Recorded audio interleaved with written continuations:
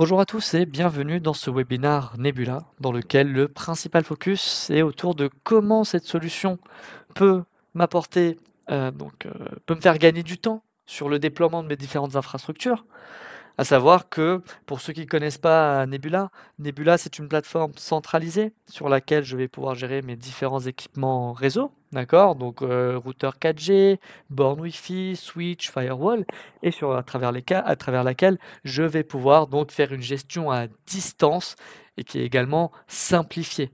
D'accord? Par simplifier, ce que je veux dire par là, c'est que, bien sûr, vous allez faire parfois des configurations complexes, mais les menus vous aident à économiser du temps. D'accord? On ne va pas passer par 10 000 menus, tout est sur une seule interface. D'accord?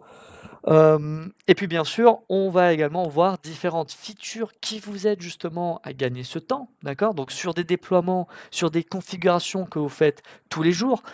Bien évidemment, Nebula, pour ceux qui ne savent pas, c'est de base gratuit. Tout ce que je peux faire en standalone, je peux également le faire sur Nebula. Et également, il y a une version payante de Nebula qui se nomme le Pro-Pack. Et donc ce Pro-Pack me permet d'avoir également des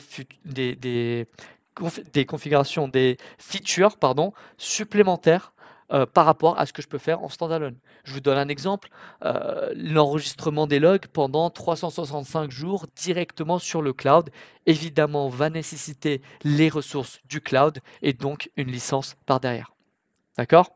Donc évidemment, aujourd'hui, je vais vous parler de ces différentes features. Je vais également vous préciser lesquelles sont en Pro Pack, lesquelles sont en Base Pack. Vous pouvez également vous référer au niveau de mes slides. Vous verrez que les features Pro Pack sont en Pro à droite et les features Base Pack seront sans aucune trace, sans aucun indicateur. Donc le déroulé d'aujourd'hui, on a commencé par une petite introduction, qu'est-ce qu'est Nebula?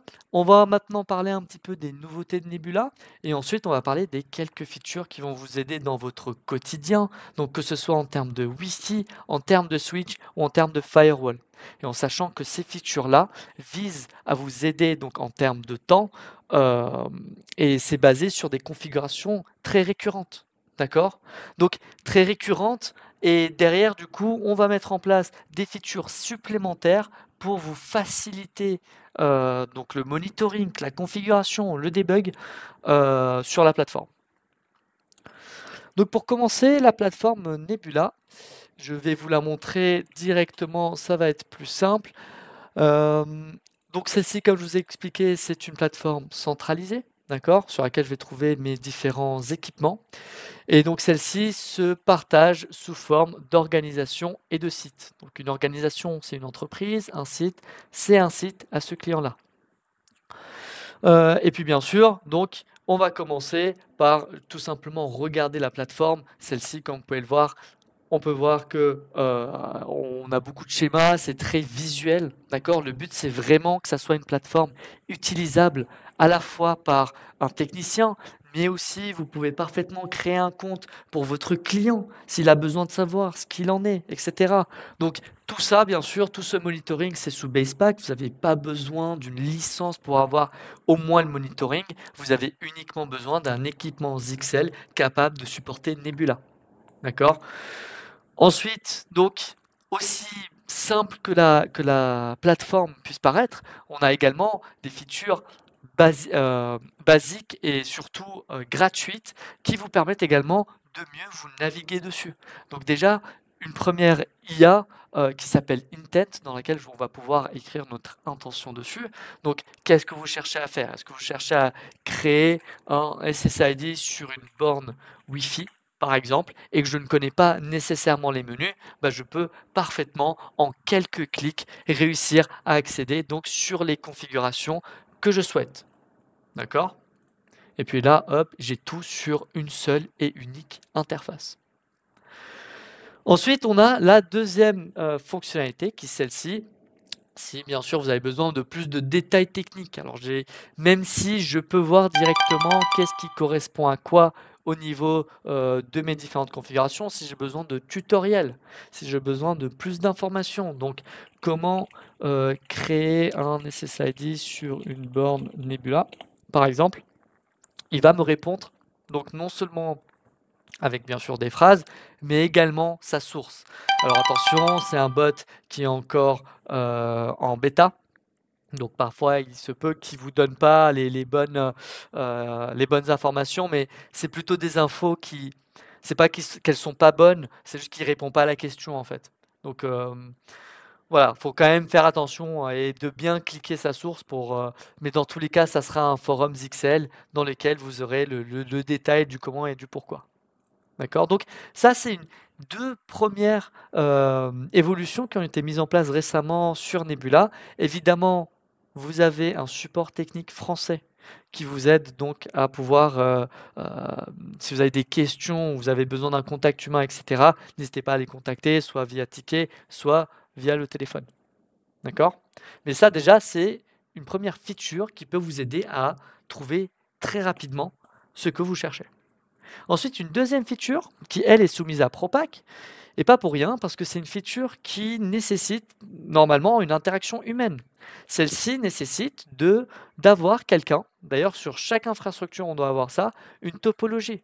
Tout ce qu'on crée chez le client, en ce qui concerne l'adressage IP, en ce qui concerne le type de produit, en ce qui concerne les noms, les MAC adresses, etc. Tout ça doit être tracé sur tout type d'infrastructure, ou en tout cas, si on va avoir une infrastructure qui a de très bonnes bases, qui d'ailleurs non seulement vont pouvoir mieux évoluer, mais en plus de ça, si un jour vous êtes confronté à une problématique et que la topologie n'est pas bien faite, et que vous avez eu tout un tas d'entreprises qui sont mis en place sur vos différents switches, etc., bah, ça va être un enfer à gérer.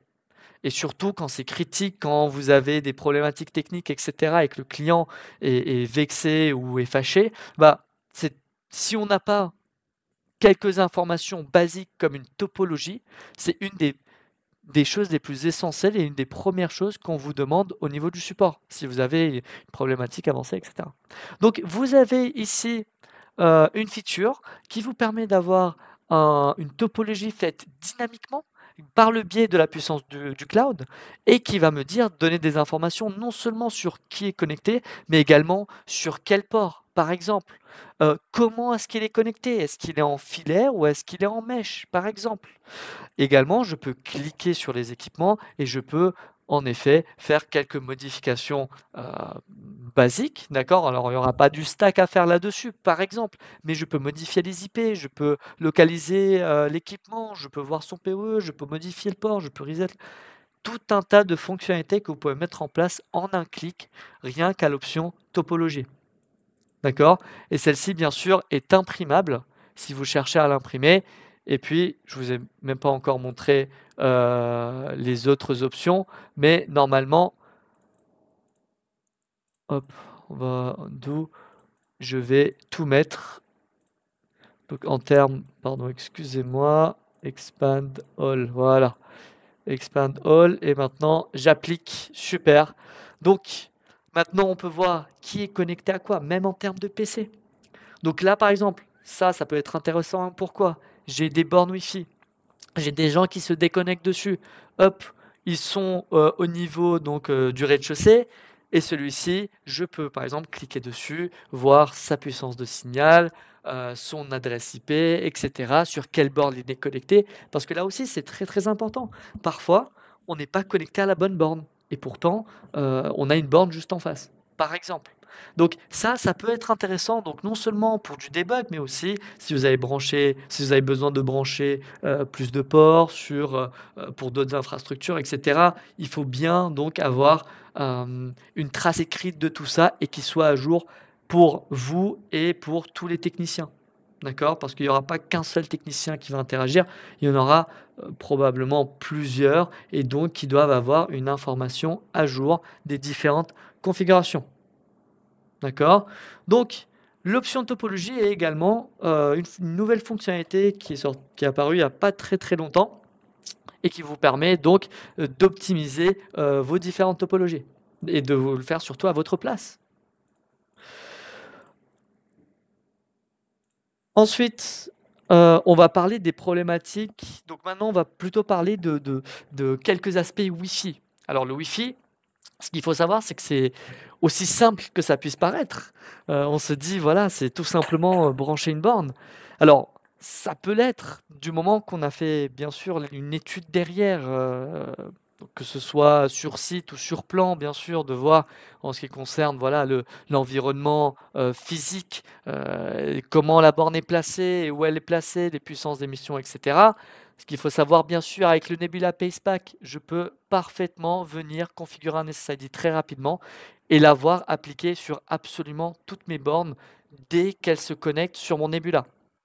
Mais avec le Pro Pack, je peux aussi aller un peu plus loin. Parce qu'en fait, tout va bien quand le client ne se plaint pas, mais quand ça va mal, c'est là où il est important de savoir comment faire du debug en Wi-Fi. Parce qu'en fait, le debug en Wi-Fi, il n'est pas si simple que ça. Le debug en Wi-Fi, c'est quelque chose qui nécessite plusieurs étapes, d'accord, plusieurs tests, des tests croisés dans tous les sens, etc., qui peuvent demander beaucoup de temps. Et c'est là où vous, ça fera la différence parce que avec le Pro Pack et avec surtout la feature Wi-Fi Aid, celle-ci va vous permettre donc de mieux répertorier votre problématique, qui en Wi-Fi est l'information la plus importante à avoir lorsqu'on fait du debug.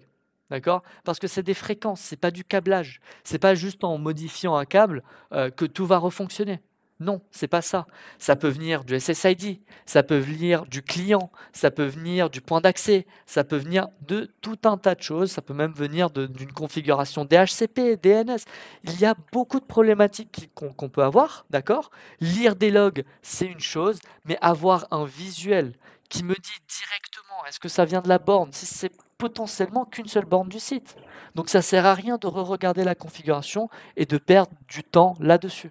Donc avec la feature Wi-Fi Aid, je vais pouvoir avoir donc une visualisation beaucoup plus directe, beaucoup plus rapide de ce qui se passe au niveau de mon environnement. Et donc bien sûr, c'est quelque chose à garder en place, que l'environnement aille bien ou mal, d'accord? Parce que justement, c'est ça qu'on cherche, c'est d'avoir une réactivité directement de la part de votre support technique s'il y a un jour un malheur qui se passe au niveau donc de votre environnement Wi-Fi, etc. D'accord?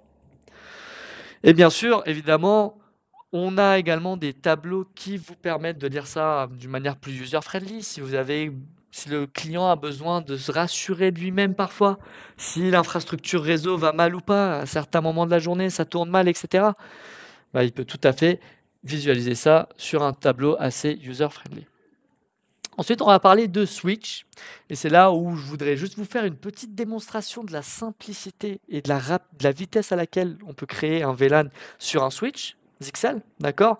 Donc d'une manière totalement gratuite, je peux parfaitement venir ici, hop, et en même pas un clic, deux clics, et puis là, je dois quand même taper quel VLAN j'ai envie de mettre en place. Donc là, je lui ai juste dit que je veux mettre en place le VLAN 1 et le VLAN 10 sur ces deux ports-là. Et puis bah voilà, j'ai juste ensuite à cliquer sur Save et j'arrive tout simplement à mettre en place un VLAN. Je n'ai plus besoin de le créer comme en standalone, mais comme vous pouvez le voir, même en étant en Basepack sur Nebula, pour certaines fonctionnalités, on gagne quand même du temps. Et pour d'autres fonctionnalités, avec l'option ProPack, donc comme une gestion avancée de l'IPTV, je peux parfaitement donc faire de l'IPTV plus avancé dans le sens où je vais pouvoir avoir déjà dans un premier temps un système d'alerte beaucoup plus important. Donc je vous donne un exemple. Le protocole, enfin, dans les protocoles IPTV, il est difficile de les mélanger avec d'autres protocoles parfois. D'accord? Parce qu'en effet, on peut pas. Il peut y avoir des conflits et donc y avoir donc pixelisations, pardon, excusez-moi, et donc voilà, causer parfois des problèmes. Donc c'est là où on a l'option donc IPTV Reporting chez XL qui peut également vous aider grandement parce que celle-ci va vous donner la cause du problème, d'accord? Donc bien sûr, il faut lui déterminer qu'il va y avoir de l'IGMPS sur tel ou tel réseau. Ensuite, du coup, une fois qu'il a détecté ça, il pourra nous donner, s'il y a une problématique, la cause du problème, le symptôme du problème, mais aussi comment résoudre le problème. D'accord? Tout ça directement au niveau du switch, il y aura un gros triangle orange et vous le remarquerez. Ok?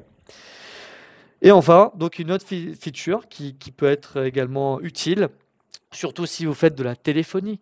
Ça, c'est une feature gratuite dans laquelle donc vous pouvez autoriser à votre switch de reconnaître plusieurs VLAN, d'accord?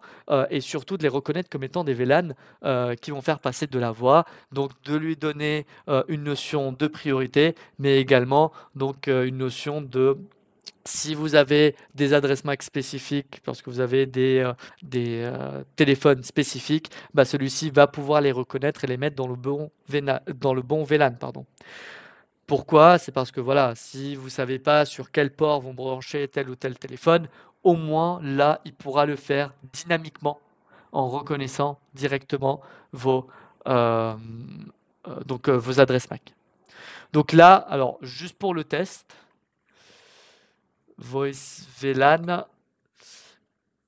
On va voir par exemple ici, je ne sais pas c'est où, je ne sais pas où le configurer. Je viens ici, Voice VLAN, hop, je peux parfaitement, je me retrouve directement donc sur la feature. D'accord? Et ensuite, donc, on va regarder également une fonctionnalité VPN. Donc, les VPN, on peut parfaitement les configurer en Nebula comme en standalone. Évidemment, sur Nebula, ça va être même plus simple qu'en standalone dans certains cas parce que bah voilà, on a tout sur une seule et unique interface, d'accord? Hop, je sélectionne, je dois quand même, comme toute infrastructure, on va devoir configurer une phase 1, une phase 2, choisir la PSK, etc. Donc, c'est des étapes qui sont obligatoires pour avoir donc un VPN qui est redondant et sécurisé. Et donc, on ne peut pas les éviter. Mais grâce à Nebula et grâce au VPN orchestrateur, qui est une feature ProPack, celle-ci va me permettre donc de pouvoir déjà de 1 avoir une gestion globale de mes différents VPN, d'accord, de mes différents firewalls. Qui est-ce que je dois relier à qui et à travers quel type de VPN? D'accord? Et visuellement, on peut voir ce qu'il en est. Est-ce que tous les VPN sont connectés? Est-ce qu'il y a quelques VPN qui sont connectés ou est-ce qu'il n'y a aucun VPN qui est connecté? Donc visuellement, ça représente quelque chose et du coup, ça peut se traduire derrière en plus en technique. Si lui, il a 4 sites en VPN à connecter et que tous ces sites en VPN sont tombés, ça a une autre signification que si 2 sites sont connectés sur 4, par exemple. D'accord? Ça prouve, voilà, c'est un souci de réseau, Internet, pas un souci firewall, etc. Ça peut arriver de là. Mais l'atout n'est pas encore là. Ça, c'est un des atouts de cette feature VPN Orchestrator. L'atout le principal, j'ai envie de dire pour ça, c'est la création simplifiée de VPN. Donc, les VPN site-acide, pardon. Donc les VPN site-acide, comme je vous ai évoqué tout à l'heure, c'est plein c'est une grosse configuration à mettre en place dans laquelle voilà, je vais devoir mettre en place une PSK, une l'IKE, etc. D'accord? Sauf qu'ici, on n'aura plus besoin de faire ça. Il faut juste avoir tous ces firewalls donc, sur Nebula, d'accord? Et ensuite, tous vos firewalls apparaîtront et vous avez juste à indiquer quel firewall il faut relier entre quel subnet, et enfin, sur quel type de VPN. Est-ce que vous voulez que ça soit du site à site, du hub and spoke? Ok. Enfin, on va parler donc également du VPN client-serveur. Là aussi, c'est de la configuration côté client et côté serveur. D'accord? Ça aussi, c'est important à mettre en place. Ah oui, d'ailleurs, j'ai oublié de vous évoquer, mais pour les sites à site, c'est pareil. Il faut avoir les 2 sites. Il faut faire la configuration, la dupliquer sur l'autre site. Donc, c'est une conf qu'on fait 2 fois. Et si on a une configuration, bon, ça va nous faire gagner quelques minutes. Mais si j'ai 20, 30, 40, 50 VPN à configurer au cours de cette année, bah voilà, vous allez gagner du temps grâce à cette feature ProPack. Et donc, c'est pareil également, c'est un peu la même philosophie avec le VPN IPsec donc client-serveur, dans lequel il faut que je configure au niveau du serveur, donc le routeur, mais également au niveau des postes clients. Et parfois, ça peut être un enfer à gérer si on recopie mal la configuration, etc. On n'arrive pas à savoir comment ça marche. Bah, c'est là où Nebula peut vous venir en aide et surtout, alors ça c'est une feature ProPack également, donc elle va vous permettre donc d'envoyer le fichier de configuration, donc soit sous format script, soit sous format TGB, D'accord? Ça dépend si c'est du VPN, client-serveur classique ou est-ce que c'est du L2TP par exemple. D'accord? Vous n'aurez pas le même type de fichier, d'accord? Pour que justement le client final puisse recevoir directement sur son mail et vous avez uniquement besoin de cliquer sur le fichier pour ajouter pardon, à la liste des différents VPN. D'accord? Et donc en quelques clics, vous avez la configuration directe de Nebula. Donc ce que vous avez déjà configuré. D'accord? Donc, on a pu voir aujourd'hui les différentes façons, d'avoir une infrastructure beaucoup plus simple à utiliser. Donc on a vu en général que Nebula, même si c'est gratuit, elle a bien sûr des fonctionnalités payantes, mais ces fonctionnalités payantes sont bien évidemment ici pour nous faire gagner du temps.